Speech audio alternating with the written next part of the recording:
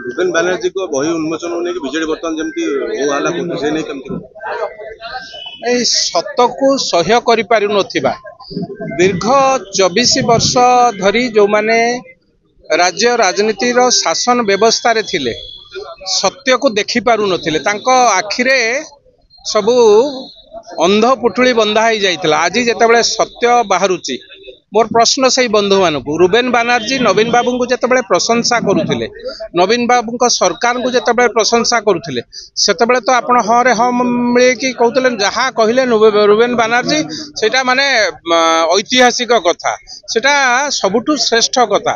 आज जितेबाला रुबेन बानर्जी प्रकृत सत्य को काहाकू कष्ट हो पारे सतटा सबु बेले सत तेणु आज जो बंधु मान को कष्ट लगुच मोर तांको पई यथेष्ट संवेदनशीलता अच्छी एवं मु तांको पई मध्य कहिबाकू चाहूची आपण माने सबु सत को हजम करबा सिखंतु।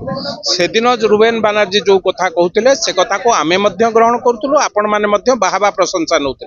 आज मध्य रुबेन बानर्जी जो कथा कहउचंती कहा कथारे पड़ी कि भाबुचंती आपण जदी से कथा कहउचंती सी अप्रिय सत्य कथा को विशेष भाव में आपण मानक माध्यम रे साधारण लोकों को जनइया चाहिए एटा मध्य अप्रिय ही पारे किंतु यह हूँ सत्य।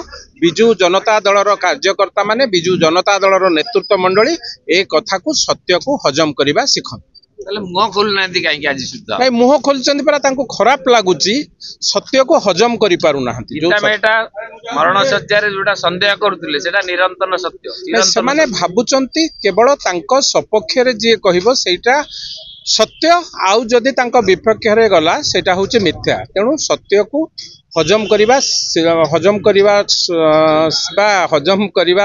दक्षता थिबा दरकार। मु भावुची बिजु जनता दल पाखे से दक्षता आसीजिव।